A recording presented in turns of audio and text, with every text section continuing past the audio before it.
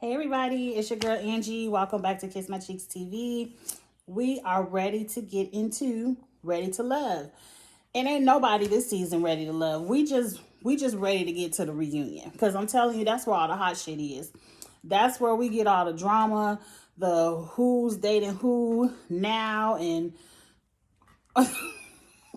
I'm just ready to get to the reunion because nobody is ready to love. Nobody. KG and Amber, maybe. Maybe they might date. I might give them 6 months of dating before they done fooling around with each other. But nobody else, I don't see it for nobody else. But let's jump into it. We start off at Tommy's and his wife's. I forget her name. I forget his wife's name. But they letting everybody come to their house. I wouldn't let all these strangers in my house, but hey, it is what it is. Um, Gorgeous house. Like gorgeous house in Houston. They ain't really talk too much. The assignment of the week is introduce the men to your ex. And from the assignment, I was like, this is bullshit. Like the women just had to meet the men's friends. And now the men get to meet their exes. Why the men can't meet their friends and let my friends they ask 20 fucking questions? But now my ex, I mean, I guess it depends. Most people have an ex for a reason. It's like the exes could be haters. Are there any exes? Like, I would have to be like, damn, what's old girl name? Fly, Miss Alexis. I would have to go way back in the catalog because a lot of my recent exes, I wouldn't want. Nah, we don't talk. We don't Facebook. So it ain't gonna be no introductions. I don't know, but I didn't like the assignment. I felt like it was a double whammy for the women. I felt like the women have to constantly be vulnerable and ask questions where the men are the ones getting all the information. Like, let's see if they jealous or not. And why would somebody be jealous of an ex? I don't know, but let's get into the episode because it was a good episode. More bullshit activated. And we also got to get a little bit more backstory, a little bit more tea from last week's episode. So we start off, the first couple is Joelle, Vernisha, and David. Number one, David is fine as hell. David was fine. He gives me, this thing is making too much noise. He gives me Joelle vibes. Like they're both from New Orleans. They both have that accent. I don't know, Vernisha. David was really cute. So Vernisha has a type. She likes that baby. She likes all of that. I just wrote down the key things. I ain't write down their whole conversations. The main thing Joelle wanted to know from David is Vernisha clingy? And David said no, but the body language of how he said it was like he lying. He's lying. Vernisha done already told on herself and said she clingy and was like she territorial, so that's clingy. I don't know. I just don't. I think Vernisha didn't like that Joelle asked it, but I felt like this was the opportunity where the ex is supposed to be grilling Joelle. Why is Joelle still getting more dirt on Vernisha? That's why I didn't like that we going to the exes. So this is where we learn that they have communication issues. And I'm about to call bullshit all over Joelle. So the other week, they were supposed to meet, go out for dinner. After Joelle, he said he had some plans, but he's like, after this, I finished doing XYZ. I'm going to pick you up. We going out to dinner. Vernisha is sitting in the house. She ain't eating no snacks or nothing because she don't want to ruin this good meal she ain't got to pay for. I done been there. But, so she not eating. So she was looking at 1 hour, okay. 2 hours, okay. 3 hours, I'm calling his ass. Where the hell are you at? And so I'm assuming he texted her back because it ain't no way he could have told me this because he would have got cussed out. But he communicated to her that if I ain't call you after so long, obviously plans have changed. See, he had to have texted her that because see, he would have got cussed out if he would have told me some shit like that. Like, no, boo, you could have been dead on the side of a road, tree, your car wrapped around a tree. I don't know. I mean, I don't mean to go so morbid with it, but usually when someone is supposed to be there and you don't hear from them from hours, your mind starts to worry. My first thing aren't like, oh, well, plans change, he busy. No, I'm going to start to worry like, what the fuck happened? What's wrong? Why aren't you here? And for him to say something like that tells me, Vernisha, he does not care about you. He does not value your time, and he does not respect your time. So, no ma'am, no sir. Red flag. Joelle is on some bullshit, girl. Keep it to moving. Keep it to moving. Because to me, that's just as disrespectful as what AJ told Kyra many years ago about his card declining and she needs to update her gender roles. Vernisha, maybe they did say it on the phone. Maybe she did cuss us out because she did say she snapped on his ass because she was hangry. And I ain't mad at you, girl. I would have snapped on him too. But let's move on from Vernisha and Joelle. Up next, we get to Alexis, Ron, and Joseph. And like I said, Alexis did not bring her ex-husband. She brought in the guy she dated before her ex-husband, who was Joseph. And Joseph is very handsome as well. Alexis has a type because her ex-husband was a pastor. She didn't like being first lady. It ain't for everybody. Joseph says that Alexis was the one that brought him to his calling of being a preacher. I don't know if he's a pastor or a preacher, but Joseph is also a preacher. And Ron was disrespectful, talking about, I can feel God all over you. Like, God should be all over everybody. Like, are you... I don't like Ron. And Alexis, you showed your insecurities this episode. Ron was very disrespectful talking to Joseph and Alexis, talking about, I ain't gonna pray. If I want something, I'm just gonna go get it. And she just gonna go sit over there and pray. Ma'am, you two are not equally yoked. If you're anywhere in the church, you know what that means. That means, girl, let him go. Let him go. You need a man that bad. You need a man that bad. At the end of the episode, you crying with Tommy like you've been dating this man for 6 months to a year. Because, like, girl, you don't really know this man. What are you crying for? He is not on the same page as you as far as religion. Religion is very important to you. You want to raise your son in the church. This man wants to have more children, and obviously he doesn't want to raise his children in the church. So you are setting yourself up for a lifetime of arguments and confusion. When you right now have known this man for 3 weeks and can easily walk away, what are the tears for? I don't like Ron because he one of those, like, the pastor just want to take all my money. Like, come on, sir. Come on. It's so much more than just that. Let's move on because I'm going to read Alexis a little bit later. Because she said something later on that really kind of pissed me off. Next is a Seagram's commercial. It was a great Seagram's commercial. They met up at Vernisha's friend's nail bar. Got manicures, pedicures. The main thing is they made drinks with the Seagram's wine coolers. And I love me some Jamaica Me Happy. Like, I just was drinking on that last night. And we could buy alcohol out here on Sunday. I might go buy some more when I hit up the store if they let me buy it. But I love Jamaica Me Happy, and I'm definitely going to try me one of them Jamaica Me Happy margaritas. Look good. The drinks were supposed to be made from how you describe your man. And so Kyra was drinking some Jason. And I'm looking at Kyra. I'm like, I thought you was into AJ. I'm so confused. Like, I have to just start watching this for the fun. For the bullshit and the fun. Because ain't nobody here really... It's a mess. So Liz is watching Kyra drink up on some Jason. And she was like, well, you know what? I'm about to taste me a little bit of Jason too. Them kisses wasn't enough. And I said, go get you a second drink, Liz. See, I like Liz.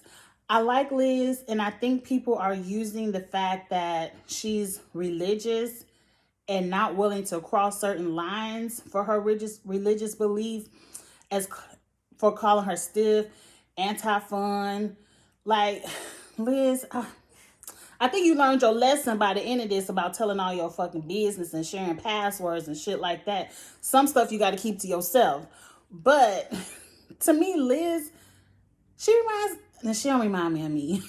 She don't remind me of me. But a lot of church girls are not boring. Like, she drinks, she dresses sexy, she dances, she likes to go out and have a good time. She's not stiff. Just because she don't want to fuck you don't mean she's stiff. I don't like that they doing Liz like that. Because I like her. But let's move on. We learn now that Venetia and Alexis feel some kind of way. Talking about, well, at least y'all getting kissed. We ain't getting nothing but a little forehead kiss. And I'm like, see? That should tell you right there. If you and Joel got all this steamy connection, love vibes, why this man ain't kissed you on the lips yet? I mean, it just, to me, if there was a true chemistry and a vibe, a man would at least want to kiss you. He would at least want to touch you, grab up on you, be affectionate. Like, why this man ain't kissed you yet? Alexis, you everybody number one, but you ain't got no kiss. Sorry for you. Liz and Kyra find out they still like the same man, and Kyra said, well, let me go get me a taste of David. And I know Liz is like, girl, you can have him. You want him, you can have him. Drink them all up. Let's keep moving. Okay, let's get over to the bullshit date of Liz, David, and her ex Clarence. Clarence is also very handsome. I'm like, girl, is he married now? You need to be talking about, let's revisit this second chance. Let's see if we can maybe work something else out now. Maybe we weren't meant to be then, but we could be at the same place now. Like, Liz, what are you doing? You wasting your energy on this TV show when that looked like a good ass man right there. But anyway, we learned that David is a script flipper. Like, when the camera is on, he's holy and, you know, all of this. But when the camera is off, he's condescending and sarcastic. Like, he's an asshole when the cameras are off. We learned last week that when the cameras were off, David asked Liz, you know, about meeting up with Jason. She was like, yeah, I met, is it Jason? Yeah, she met Jason. And he was like, well, did you kiss him again? And she was all upset because he said this in front of his friends. Now, just a little bit of devil's advocate, girl. You shouldn't have told his ass. And why is it such a big secret when all episodes you telling everybody that you kissed Jason? Like, I told him this in confidence and he's going to say it in front of his friends. Are you just mad that he said it in front of his friends, or are you mad that he said it? Because if you're mad that he said it, you should be mad at yourself because you keep saying it. And you did it on TV. Girl, get over that. But I understand, because she's like, Clarence comes along, and let's get into what they talked about, because I feel like all the red flags of David, I ain't like David from the casting review, from the casting special. I haven't liked David, but I feel like Liz is using this kiss thing and telling his friends as her out, when I'm like, girl, he got way more red flags than just telling his friends that you kissed Jason. But they started a conversation where she was like, this is my ex. And you could tell there all the insecurity of David is bubbling up. He's like, well, when was the last time y'all were intimate? And they were like, Liz already said in the cast special she ain't had no relationship in 17 years. That ain't funny. But obviously it was a while. It was a while ago. I don't understand why that matters. Like, Liz, keep shit to yourself. If this ain't your man, you don't need to be telling him what you doing in your private time. Once he becomes your man and you fuck around and kiss somebody on an accident or whatever, it ain't no accident. But if you got something to confess it to your man. We ain't making confessions when we dating and this all open. We ain't making confessions. But anyway, Clarence talking about communication, and he was like, yes, I want to be a safe place for my woman. And Clarence was like, well, you want a safe place the other night in front of your friends when you talking about what Liz was doing with Jason. To me, it was just a stupid argument. Like, it's so much more. Like, ain't nobody picked up on his insecurity. But see, I feel like Liz got a little bit of that insecurity as well, because she agrees with the foolishness of sharing passwords and sharing phones and having the same social media account. Like, I know so many people who are married, and like they share one Facebook account, they share one Instagram account, and it's like a combination of both spouses' names because I guess they can't trust each other. I don't want to be in no bullshit like that. I don't. It's not that deep. Not everything should be that open, because like I said, a lot of times you don't want to share, not because you're cheating. You don't want to share because you always need some kind of avenue to vent and talk shit. You do. If you married, you understand me. If you in a relationship, you understand me. You ain't out there cheating. You just telling your girlfriend all the bullshit, and you don't want your spouse to know that you out here venting and telling all the bullshit. Because if you go through your phone and see it, that's just going to be another argument. Everyone needs an outlet to their friends. Not all forms of privacy isn't just, I'm covering up cheating. It's like privacy. But let's move on. During the questioning phase, David looked very disinterested. Liz looked like... Liz's face kind of bothered me, because I felt like she didn't need Clarence to come in and save the day and have this conversation with David for her. And that's kind of like she was looking like a little damsel in distress, can't speak up for herself, don't know what to say. Well, clearly by the end of the episode, we know you know what to say. I just felt like this wasn't the time or the place or conversation for Clarence to have this with David. It just seems stupid to me, but we gonna roll with it. We all know David full of shit. We all know that he's insecure. And I don't want to talk no more about this. David says to Clarence that if Liz felt some kind of way about what he said to his friends, she should have told him, because how is he's supposed to know what's off limits to say or what's not?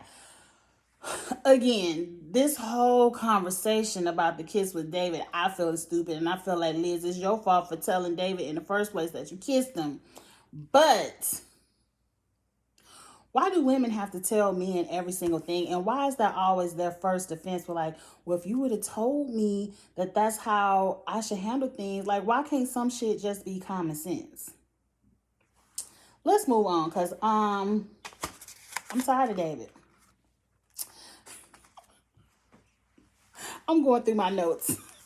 At some point, David says, we too grown to be sitting here having this conversation. Me and you could have had this, Liz. We don't need no third party, but you need a third party to talk about Liz kissing Jason with your friends. Like, you had to have a third and a fourth party for that conversation off camera. Like, miss me with the bullshit. Let's get over to Kyra, Jason, and Tim. I couldn't really see how Tim looked. He looked kind of cute. He gave me a Jason, not Jason. Well, yeah, she was with Jason, but Tim gave me an AJ vibe. That's what it was. Tim gave me an AJ vibe, but she was sitting there having the meeting with Jason. I couldn't really tell how he looked because they were on Zoom. Why? I guess Tim didn't want to get COVID tested. I don't know.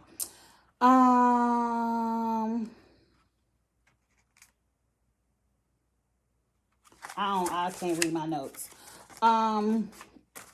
That's all I had to say.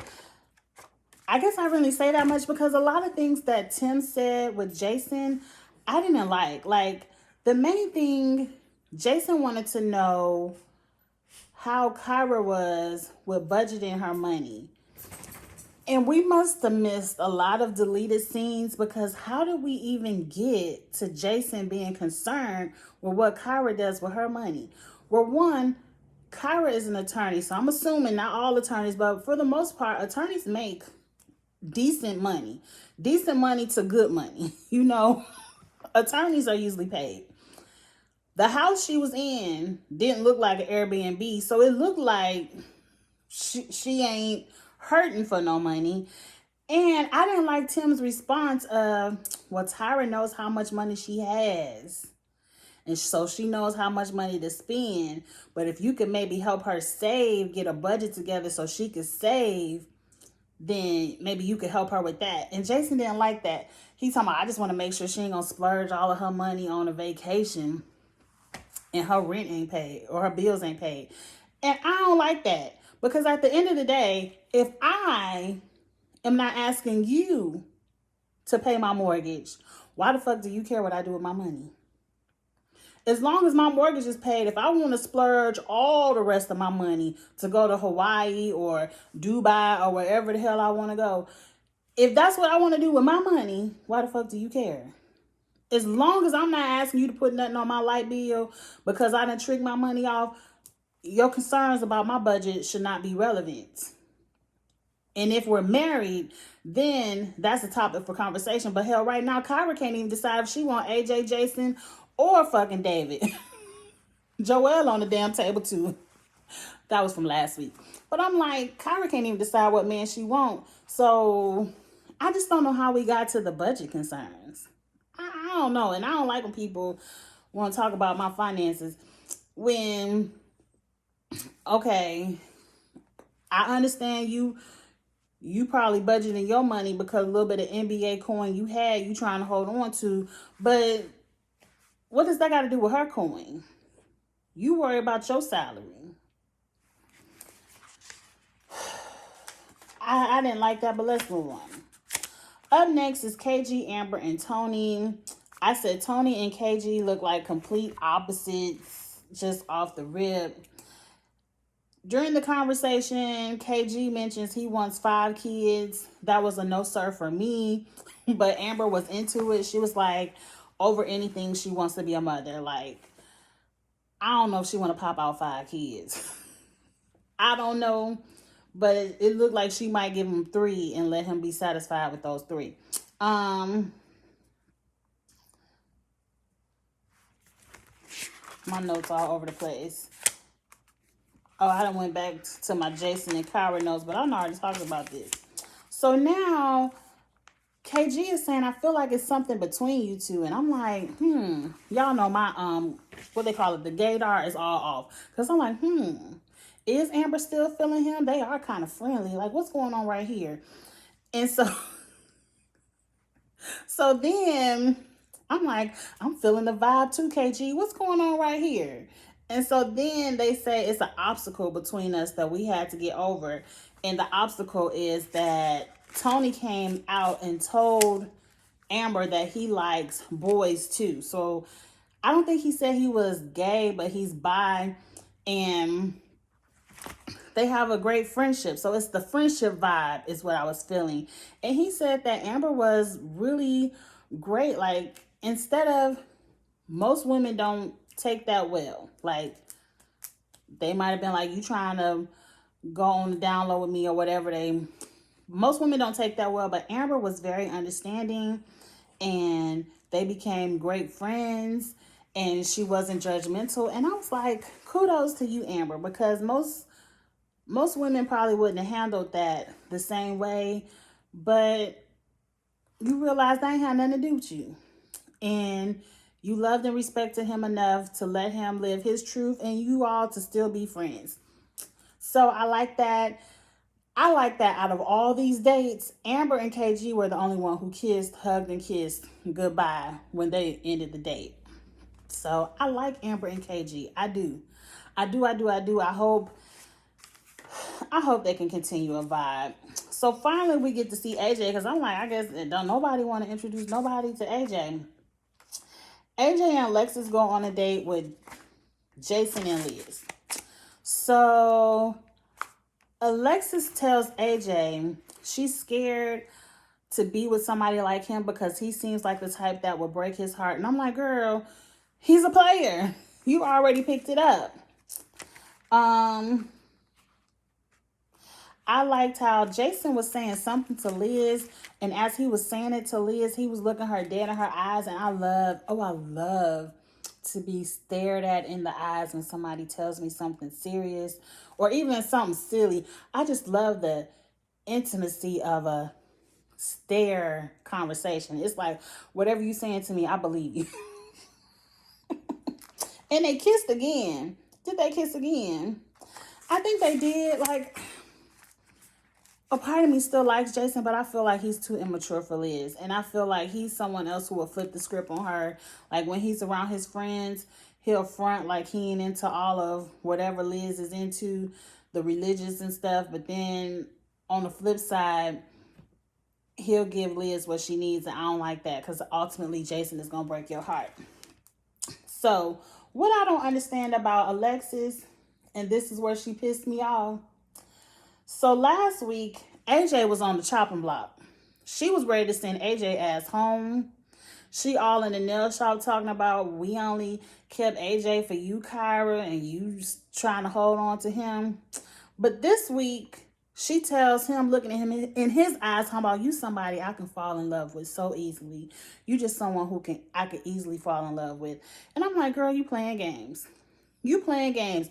You just want to be here because you know Ron is over here full of shit and don't want to pray with you and your son. So now you want to come over here and fool all out with AJ. Let's move on. So Alexis is looking for a backup. And I feel like out of all the men, you want to back up with AJ. And then Alexis, now I don't know if she said in the confessional or to AJ, she said she only picked Ron because Ron picked her. So I'm like, you are the pick me type. Like, that's very dangerous. That's very dangerous.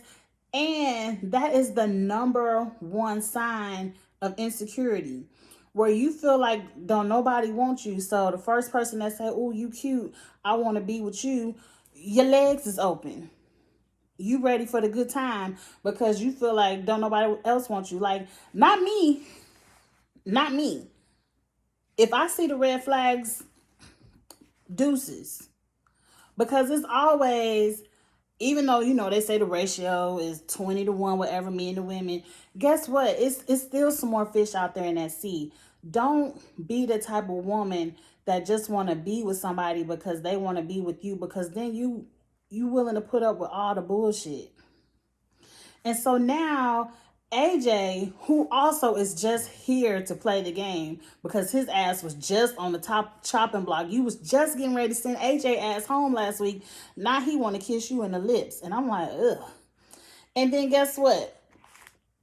Now Alexis in love. Oh, that's all she wanted. She was just in the nail shop talking about, don't nobody want to kiss me. But now, since AJ want to kiss you, now you got the butterflies. Now you feeling AJ your new number one.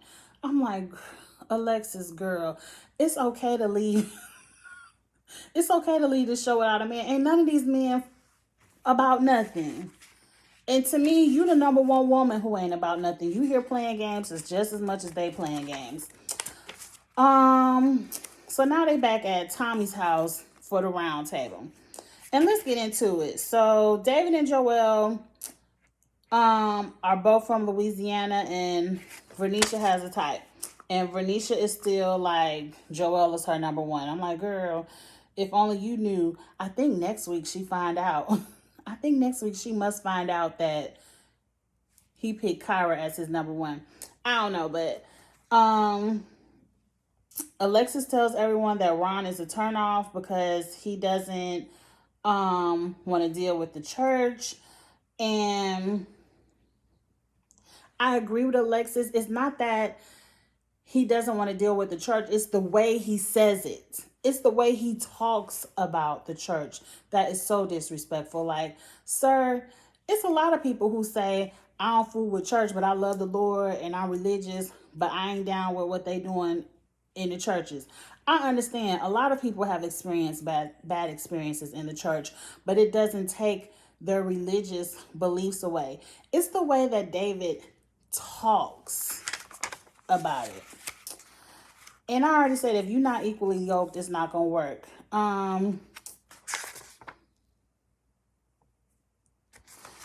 Where am I at?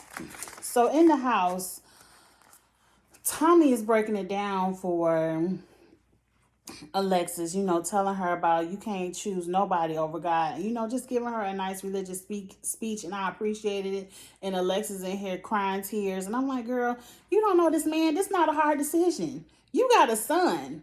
Don't nobody come before your son. And if you want to raise your son a certain kind of way, guess what? If you gotta wait till he 18 years old, then that's what you do.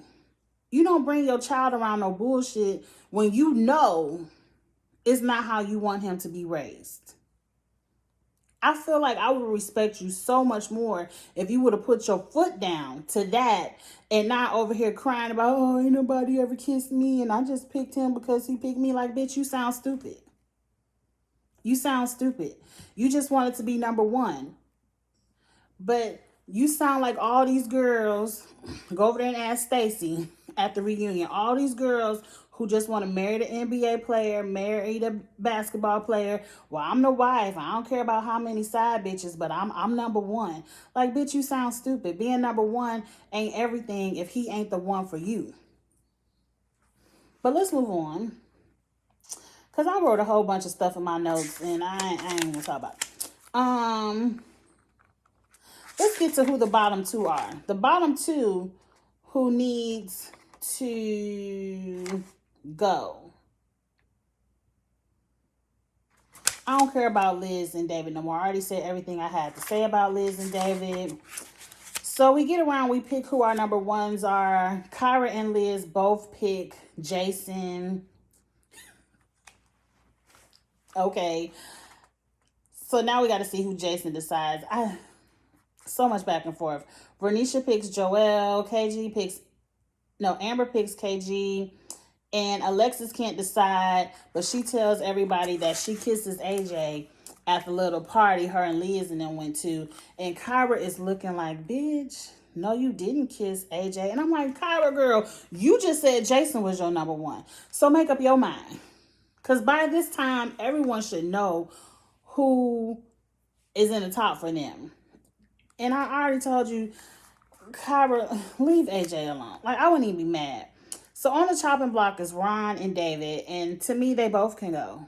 Like, y'all got rid of two women the other week, but this week, we going one at a time. Alexis is the one who has to talk to Ron. I do like this week that the people who are supposed to be doing the breakups are the ones who are these people's number ones. So Alexis talks to Ron about religion, and he talks about something about divine masculinity, and she must ain't never had no man like that. And I'm like, sir, she was married to a pastor. Like, I don't know what he means by divine masculinity. Like, and I was gonna Google it, but then I was like, I ain't Googling shit from Ron. Let's get over here to David and Liz. David is over here showing his entire ass. He already knows what the game is. He knows it's the end of the week. He knows it's time for somebody to go. He knows he's sitting at the table, so it must be his time to go. David won't even let Liz say, hey, how you doing? Before he's like, oh, I don't like the energy here. I think I'm just going to get ready to leave. And I'm like, girl, let him be Naya. Let his ass be Naya. Let him walk off and make a complete ass of himself. And you scream down the parking lot, well, bitch, that's why you ain't ready to love.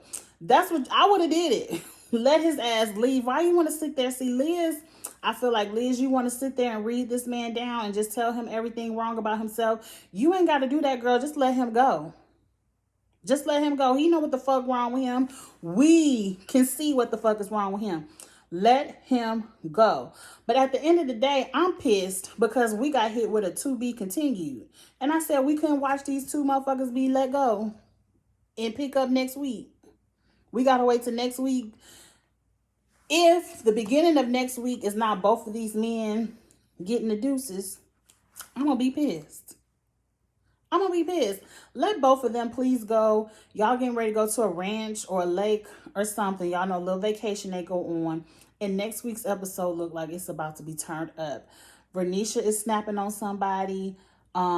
It seemed like a lot of tea is getting ready to be spilled, and I want to see it. At least, if anything, Tommy, Will Packer, y'all ain't finding no love for nobody on this show, but you are entertaining me. I will give y'all that. Y'all are entertaining me, and I can't wait to see what goes on next week. So until then, get in the comments. Let me know what you think about this week's episode. I will be back to review. So go ahead and like and share, hit subscribe, all of that good stuff. And I'll see y'all next week for, I guess, this cabin episode. All right. Talk to you later. Bye.